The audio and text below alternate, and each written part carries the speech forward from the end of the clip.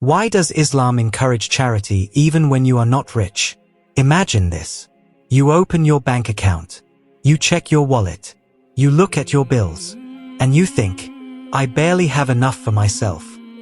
Now here's a question. If you're struggling financially, why would Islam still encourage you to give charity? Wouldn't it make more sense to wait until you're wealthy? Until you have extra money? Until you're comfortable? Surprisingly, Islam teaches the exact opposite. Because charity in Islam was never only about helping the poor. It's also about helping you. Most people think charity is for rich people. They imagine large donations, building mosques, funding projects, giving thousands of dollars. But the Prophet taught something remarkable. He said, protect yourselves from the fire, even with half a date. Think about that. Half a date. Not a bag of dates. Half of one. Why? Because Allah does not look at the size of the gift first. He looks at the sincerity behind it. A small act given with faith can outweigh a large donation given for show. And that's what makes Islam unique. The door of charity is open to everyone. The wealthy, the poor, the young, the old, everyone. But there's something even deeper. Have you ever noticed how money can quietly take over your heart? The more people have, the more they fear losing it. The more they earn, the more they worry about not having enough. It's a trap that never ends. That's why charity is a spiritual cure. Every time you give for the sake of Allah, you remind yourself that your trust is in Allah, not in your bank account. You declare, my provision comes from Allah. Not from this money in my hand. Not from this paycheck. Not from this business. From Allah. And that's a powerful mindset. Because fear of poverty is one of Shaitan's favorite weapons. Allah tells us in the Quran that Shaitan threatens you with poverty and commands you to be stingy. Have you ever felt that voice in your mind? Don't give. You might need it later. What if something happens? What if you don't have enough? Those thoughts often sound logical.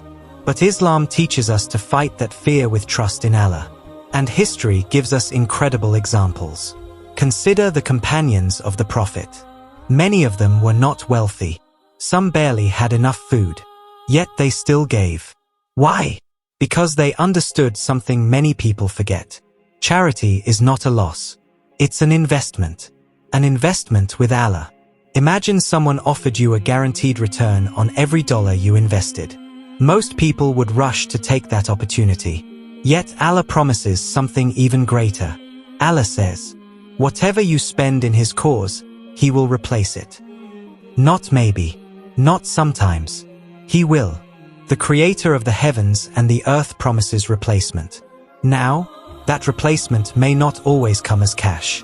Sometimes it comes as blessings. Sometimes as protection from harm. Sometimes as unexpected opportunities. Sometimes as peace of mind. And sometimes as wealth itself.